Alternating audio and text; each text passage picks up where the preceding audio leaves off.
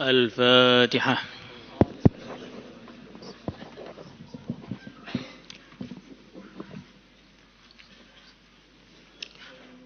الفاتحة.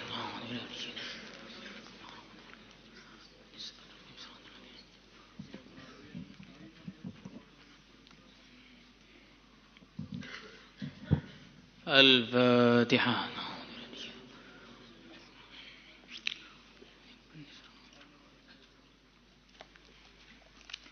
Teruskan kemarin.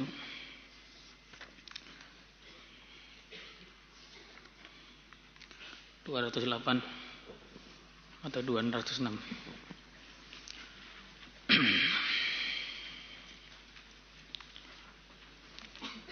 (1888). عن أبي بسم الله الرحمن الرحيم وعن أبي هريرة رضي الله تعالى عنه قال قلت يا رسول الله صلى الله عليه وسلم من أسعد الناس بشفاعتك يوم القيامة من siapakah as'adun nasi paling beruntungnya manusia bisyafa'atika dengan syafaat engkau yaumal qiyamati pada hari kiamat. Qala Rasulullah sallallahu alaihi wasallam laqad dhanantu sungguh aku telah menyangka ya Aba Hurairah wahai Abu Hurairah Allah yas'alani untuk tidak bertanya kepada aku an hadal hadisi dari hadis ini ahadun seorang pun awwala minka yang lebih dahulu daripada engkau. Lima ra'aitu karena aku melihat min hirsika dari keinginan kuatmu untuk mencari alal hadisi atas hadis. Di sini Sayyidina Abu Hurairah radhiyallahu taala anhu bertanya, siapa yang paling beruntung dengan syafaatmu pada hari kiamat ya Rasulullah sallallahu alaihi wasallam. Maka Nabi tidak langsung menjawabnya, tapi Nabi langsung memberitahu, sungguh aku telah menyangka wahai Abu Hurairah bahwa tidak ada orang yang akan bertanya masalah ini lebih dulu daripada kamu, karena saya lihat kamu ini senang betul dengan hadis. Dari sini kita bisa ambil pelajaran. Apa pelajarannya? Pelajarannya apa yang akan terjadi di masa depan itu bisa kita lihat dari amalan kita sekarang ini. Ini bukan ramalan, tapi ini sesuai dengan hadis kullun muyassarun lima khuliqalah. Jadi kalau kita pengen tahu nanti ke depannya mau jadi apa, ya lihat sekarang ini kita ngapain. Kalau pengen tahu nanti jadi orang berguna atau tidak berguna, lihatlah sekarang tindakan kita. Apakah tindakan yang berguna atau tindakan yang tidak berguna? Mau jadi orang yang bermanfaat atau tidak bermanfaat? Ya kita lihat sekarang apa yang kita lakukan. Apakah yang kita lakukan bermanfaat atau tidak bermanfaat? Nanti ke depan itu bisa jadi ahli ilmu atau tidak jadi ahli ilmu.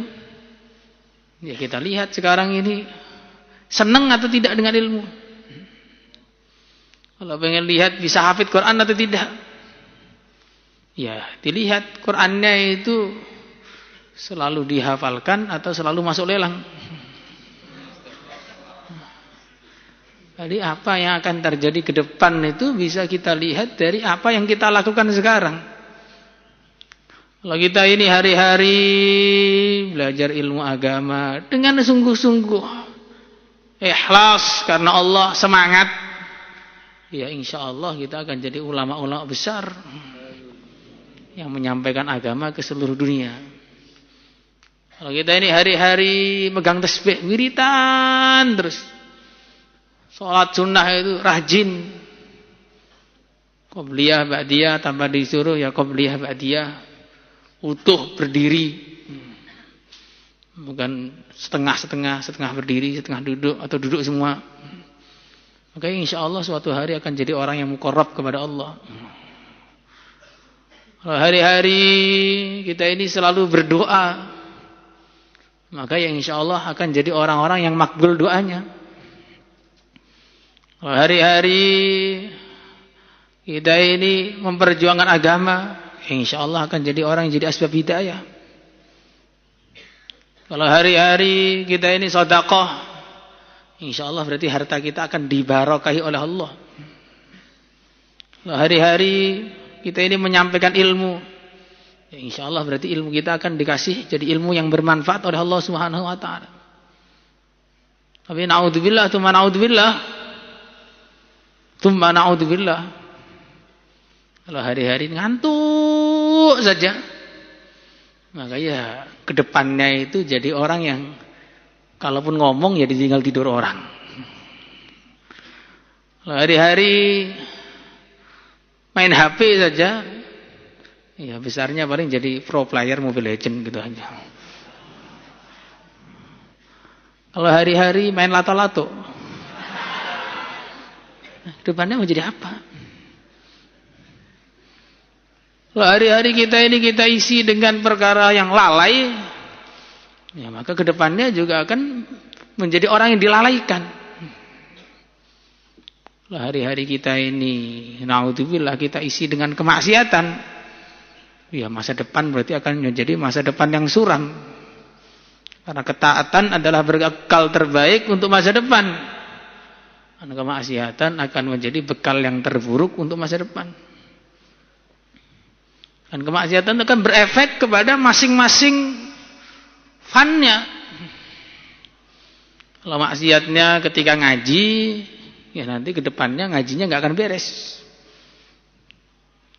Kalau maksiatnya urusan harta, nanti hartanya sampai ke depan nggak pernah halal, nggak pernah barokah.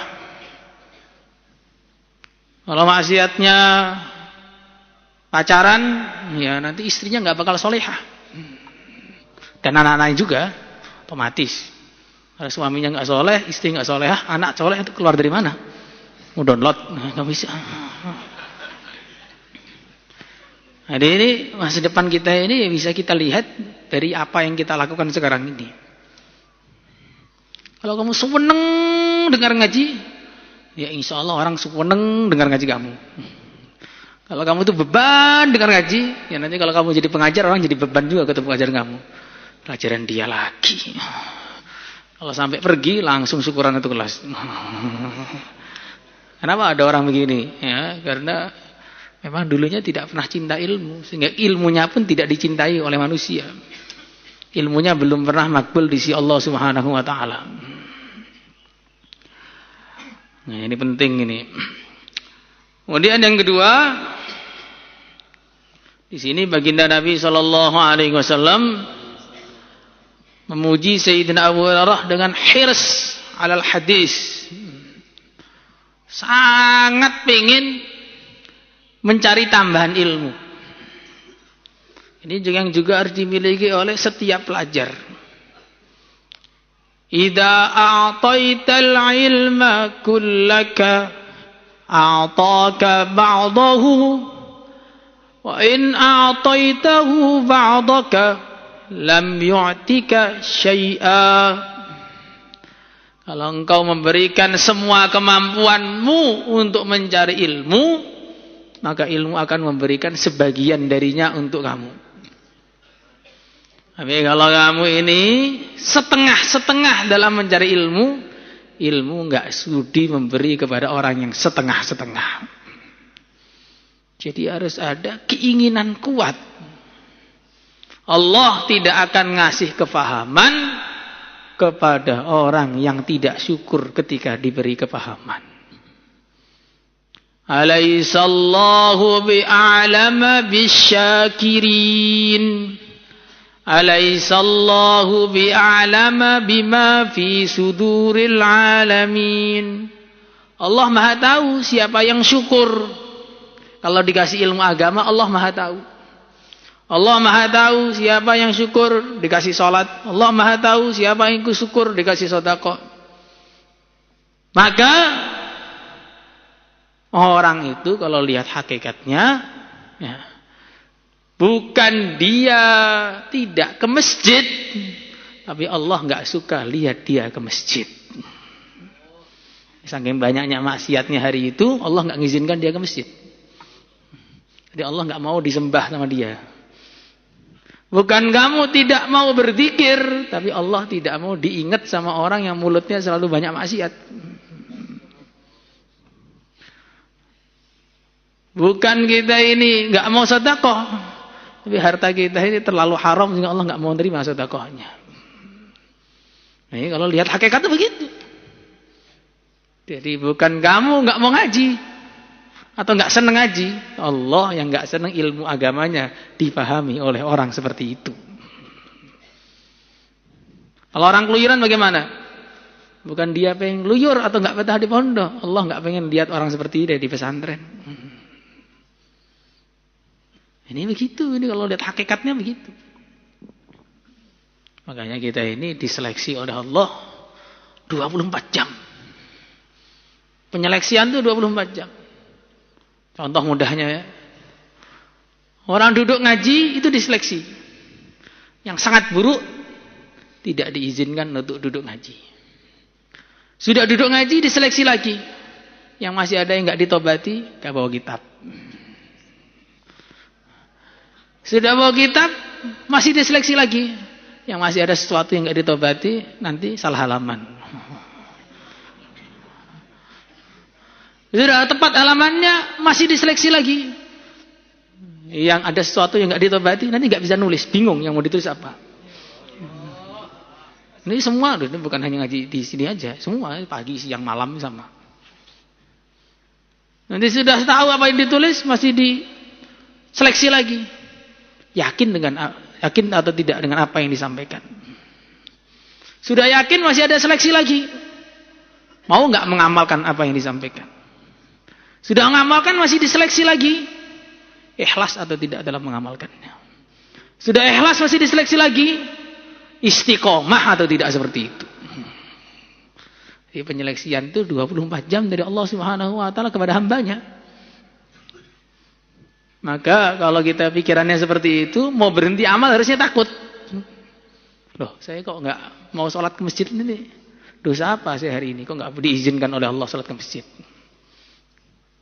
Oke, ujaran menjelaskan, jangan pernah tanya mau ke masjid atau tidak. Tanyalah diizinkan oleh Allah ke masjid atau tidak hari ini. Jangan pernah tanya mau zikir atau tidak, tapi tanyalah diizinkan oleh Allah zikir atau tidak hari ini.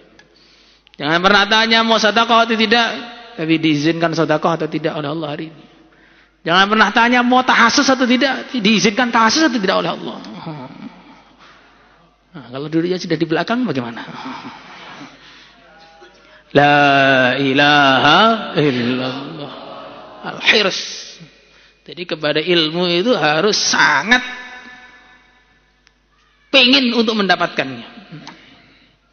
Ketika kamu sangat pengin untuk mendapatkannya, maka Allah akan membuka keran-keran kefahaman kepada kamu.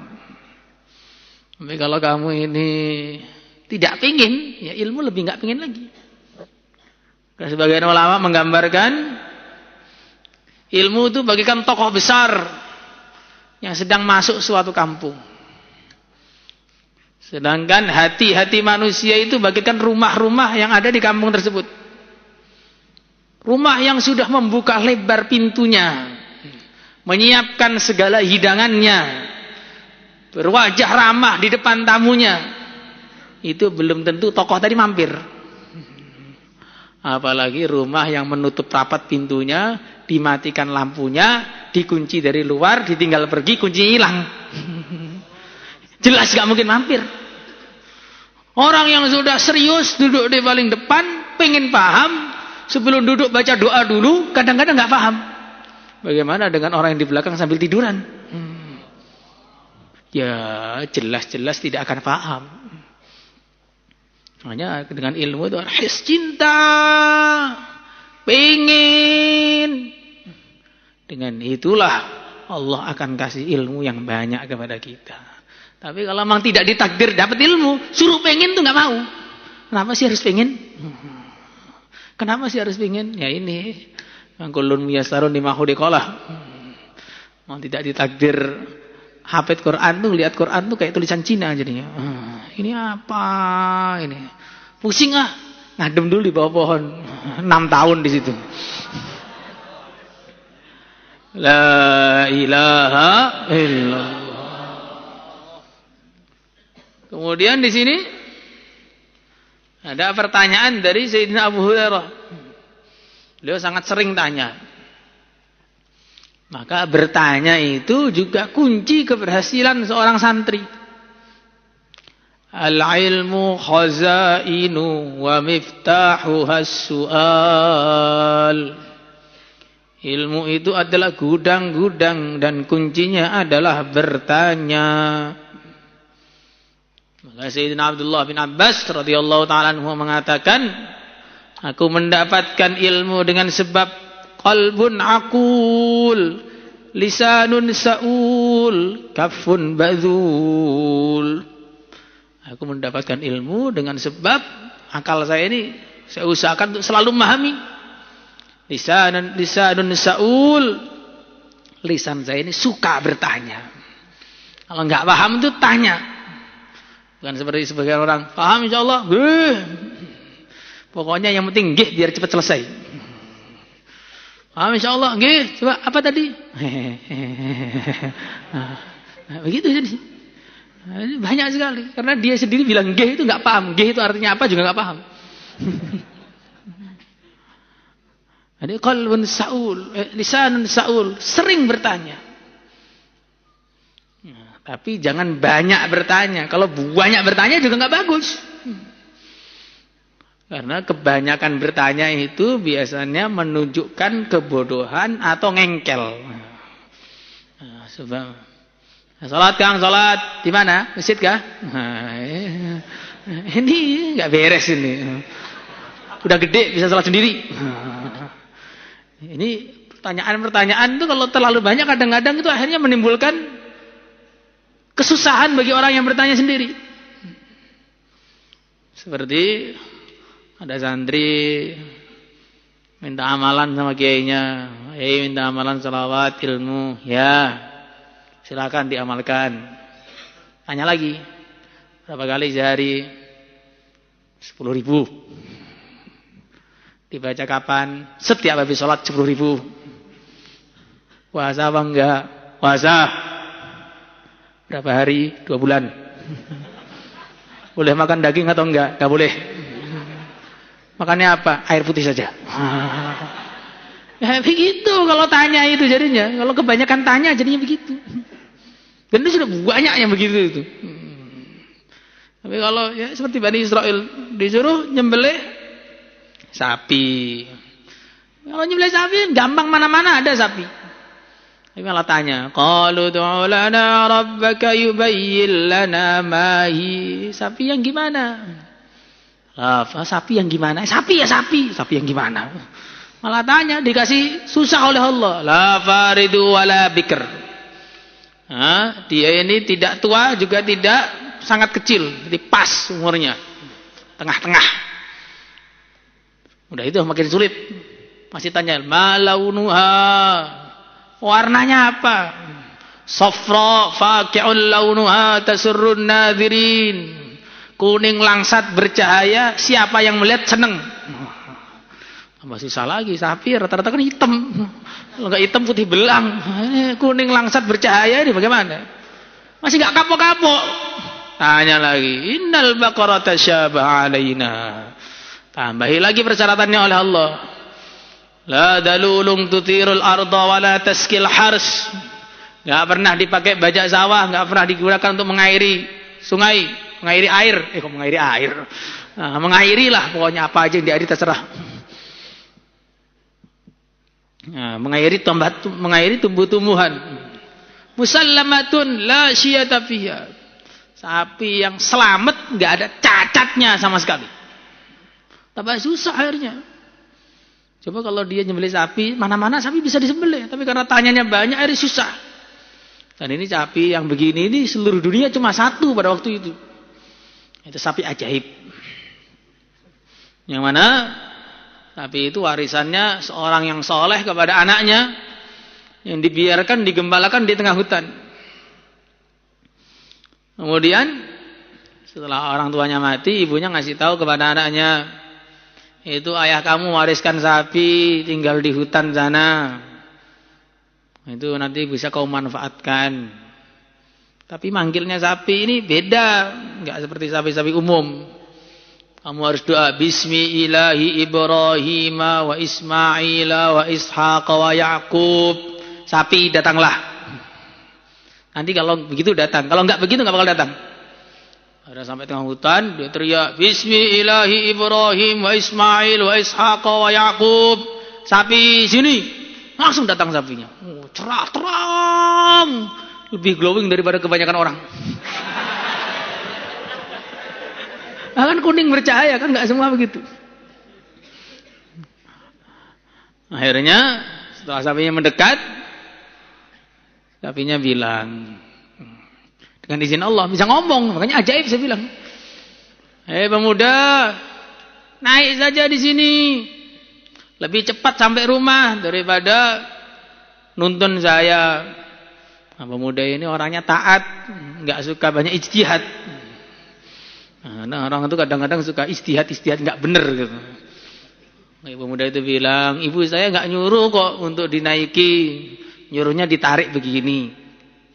Maka sapi tadi bilang, demi Allah, kalau kamu sampai naik tadi, saya akan lari. Dan kamu nggak akan bisa nangkep saya selama-lamanya. Sapi ini juga ngetes juga. Lebih ganas daripada pengetes ujian. Akhirnya pulang bawa sapinya. Maka ibunya bilang, ini sapi ini jual saja dengan harga 3 dinar. Kalau ada yang membeli, harus dengan musyawarah dengan saya. Dengan persetujuan saya. Berangkat ke pasar, di tengah perjalanan dicegat oleh seseorang. Fulan mau kemana? Jual sapi.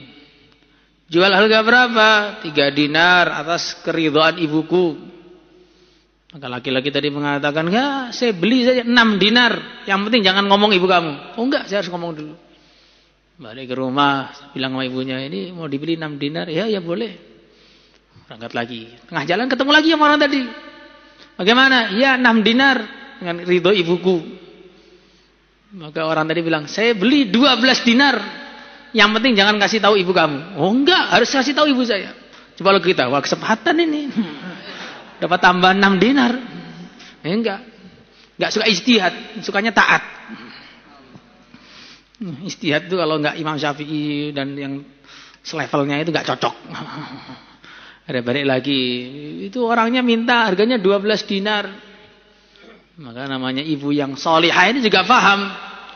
Oh nah, itu bukan orang itu malaikat. Tanya saja kepada malaikat tadi, sapinya ini disuruh jual berapa harganya? Kok diturunkan malah naik, diturunkan malah naik, ini harganya mau dijual berapa? Biasanya di mana-mana orang tuh nawar biar turun, ini nawar malah biar naik, ini bagaimana?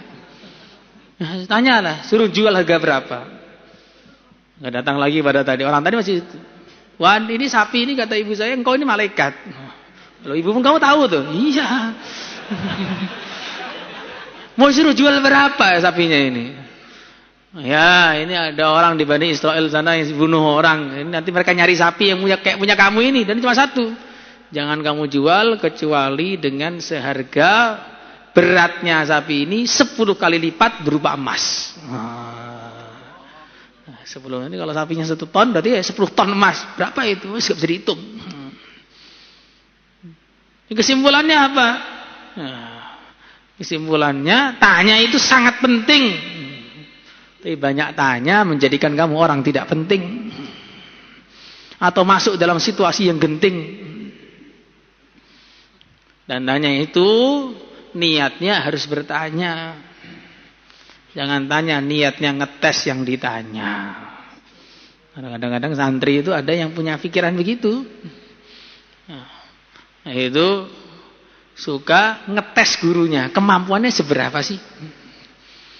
Ada seorang itu minta maaf, ngirim surat kaleng. Mohon maaf Ustadz, dulu di kelas saya sering ngetes Ustadz. Saya belum paham apa-apa sehingga nggak tahu apa-apa sampai sekarang juga. Jadi jangan ngetes. Kalau kamu tanya dalam keadaan ngetes, itu akan berakibat sangat fatal kepada rohaniyah kamu.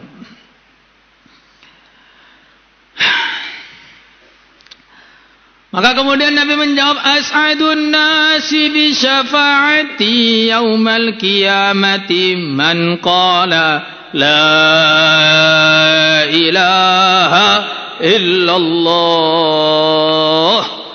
Orang yang paling beruntung, paling bergembira dengan syafaatku pada hari kiamat adalah orang yang meyakini kalimat la ilaha illallah. Kenapa as'ad? Nah, paling beruntung karena semua orang itu dapat syafaatnya Nabi di akhirat. Sampai orang kafir pun dapat syafaatnya Nabi ketika di padang mahsyar. Ketika Allah membiarkan mereka tidak dihukumi, 50.000 tahun dibiarkan, maka akhirnya disyafaati oleh Nabi sehingga jadi dihisab. Semua orang dapat syafaatnya baginda Rasulullah sallallahu alaihi wasallam. Tapi yang paling beruntung itu adalah orang yang mati dalam keadaan membawa la ilaha illallah. Maka kita ulang-ulang kalimat ini biar menancap dalam hati kita sampai mati bisa mengucapkan kalimat la ilaha illallah. Dan syafaat itu bertingkat-tingkat. Syafaat itu bertingkat-tingkat. Ada syafaat untuk menaikkan derajat. Jadi sudah di surga dia. Aslinya bawah, disyafaati oleh orang tuanya, atau gurunya, atau temannya, naik derajatnya. Yang bawah jadi naik ke atas. Ada yang disyafaati, yang aslinya masuk surga dengan hisab, jadi masuk surga tanpa hisab. Ada yang disyafaati, aslinya mau masuk neraka, disyafaati jadi nggak jadi masuk neraka. Ada yang disyafaati aslinya di nerakanya lama, dikorting hukumannya. Ada yang disyafaati yang aslinya nerakanya bawah jadi neraka atas, tapi nggak keluar. Itu Abu Thalib. Dan hadis Sahih Muslim, kita juga di Bukhari ada. Nah, jadi orang kafir di neraka itu bisa mendapatkan manfaat dari amal mereka, tetapi manfaat yang tidak mengeluarkan mereka dari neraka, sehingga itu manfaatnya jadi seakan-akan tidak ada manfaat. Karena manfaat yang utama dari amal itu mengeluarkan seseorang dari neraka, memasukkan dia ke surga. Jadi kadang-kadang ya seperti Abu Lahab, orang yang paling memusuhi Nabi karena pernah mencintai Nabi, maka ada manfaatnya. Itu di neraka diringankan siksanya setiap hari Senin. Abu Thalib karena membantu Nabi tapi dia tidak Islam dalam qaul yang mutamad, maka akhirnya dia dikeluarkan oleh Nabi dari neraka yang paling bawah ke neraka yang paling atas. Tapi masih di situ. Ya, orang kafir itu ya karena kufurnya juga beda-beda, ya nerakanya beda-beda. Ya, nggak mungkin nerakanya Qarun, Fir'aun, Haman disamakan dengan nerakanya orang-orang kafir yang nggak tahu apa-apa, itu nggak mungkin. Nah, makanya syafaat itu bertingkat-tingkat begitu. Maka walaupun sudah orang yang soleh pun juga perlu syafaat, biar derajatnya lebih tinggi lagi daripada sebelumnya. Apalagi yang banyak dosa, ya perlu banyak syafaat itu. Dan syafaat itu tidak menafikan wa alaysa lil insani illa ma sa'a. Nah, ini orang-orang yang enggak suka doa dikirim kepada mayit itu, sukanya begitu. Doa kepada mayit enggak sama, enggak sampai. Alaysa lil insani illa ma sa'a. Manusia hanya mendapatkan apa yang dia usahakan. Syafaat itu termasuk bagian hasil dari amal dia. Sebab dia mengucapkan la ilaha illallah, akhirnya dia dapat fasilitas bisa disyafaati sehingga keluar dari neraka. Jadi syafaat itu tidak bertentangan dengan wa alaisa lillahi ihsan illa ma sa, tidak bertentangan. Jadi sebab orang beramal namanya amalan la ilaha illallah, dia akhirnya dikasih fasilitas oleh Allah. Fasilitasnya namanya apa? Fasilitasnya bisa dapat syafaat sehingga bisa keluar dari neraka atau mau masuk nggak jadi, atau naik derajatnya, atau masuk surga tanpa hisab. Tapi kalau orang itu tidak pernah mengucapkan la ilaha illallah, kalaupun bisa disyafaati, itu ya syafaatnya tadi hanya bermanfaat untuk mengurangi sedikit dari siksanya, tidak akan bermanfaat mengeluarkan dari neraka. Maka kalau dikatakan amalannya orang kafir nggak ada gunanya sama sekali, betul, karena nggak bisa keluar dari neraka. Dibilang ada gunanya, ya ada betulnya, karena kadang-kadang menjadi meringankan sedikit siksa dia, tapi tidak bisa keluar dari neraka. Paham sampai sini? Akan tetapi khalisan min qalbihi, bukan hanya sekedar la ilaha illallah, tapi la ilaha illallah yang dari dalam hati, au nafsi, atau dalam diri, tidak ada keraguan sedikit pun, tidak ada kebimbangan sedikit pun bahwa Tuhan itu hanya Allah. Selain Allah tidak layak dijadikan Tuhan. Yang mengatur alam semesta hanya Allah. Selain Allah tidak bisa mengatur, dirinya saja tidak diatur, apalagi yang lain-lain. Dan yakin dengan sebenar-benarnya yang menciptakan segalanya hanya Allah. Tidak mungkin terjadi dengan kebetulan. Ini zaman sekarang ini zamannya orang sok pinter, ahli-ahli fisika, biologi, itu suka sok pinter, semua itu kebetulan. Ada yang bilang katanya ikan paus itu aslinya hewan darat, karena jalan-jalan ke laut kakinya berubah punya jadi sirip. Ada hewan laut bosan di laut naik ke darat, lama-lama punya kaki. Kalau sekarang ikan dinaikkan ke darat dan malah mati, bukan punya kaki. Pokoknya itu semua kebetulan kata mereka. Ini kebetulan, itu kebetulan.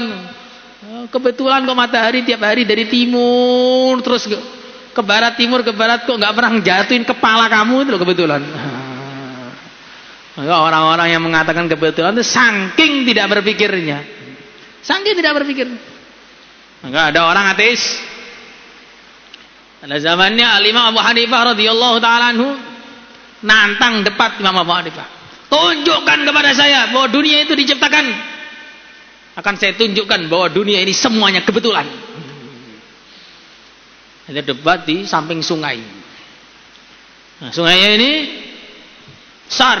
Orang sudah ngumpul semua, janjian jam sekian. Anggap saja jam 9. Maka jam 9 tepat sudah ramai. Dia nunggu-nunggu, mana Imam Abu Hanifah ini nggak datang-datang. Ini bukan Imam Abu Hanifah suka telat, bukan. Nah, tapi nanti jadi dalil. Imam Abu Hanifah aja telat, masa saya enggak. Nah, repot begini. Nah, ini telatnya ada tujuan yang syar'i. Nanti ada tujuan juga, nanti kamu juga, wah saya telatnya ada tujuan nih, makan nasi goreng di Arafat. Akhirnya setelah ditunggu setengah jam atau berapa menit, dia Muhammad Hanifah datang dengan naik sampan.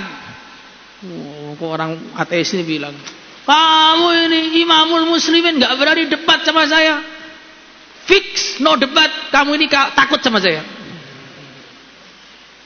Akhirnya Muhammad Hanifah bilang, tenang dulu, saya ini aslinya mau datang tepat waktu, cuman saya di pinggir sungai sana nggak ada sampan. Tengah-tengah saya diam, tiba-tiba ada pohon jatuh. Lah kebetulan terbelah jadi 2. Kebetulan ada gergaji di situ yang membersihkan dahan-dahannya. Kebetulan ada paku-paku yang ada di situ gerak sendiri nancep. Nah, kebetulan ada kain yang menjadi layar. Akhirnya saya di sini. Maka orang ateis jadi marah. Ya nggak mungkin ada kebetulan seperti itu. Mana ada kapal terjadi kebetulan. Dah selesai 1-0. Kapal kecil saja terjadi kebetulan nggak mungkin. Bagaimana alam semesta bisa terjadi dengan kebetulan? La ilaha illallah. Salatullah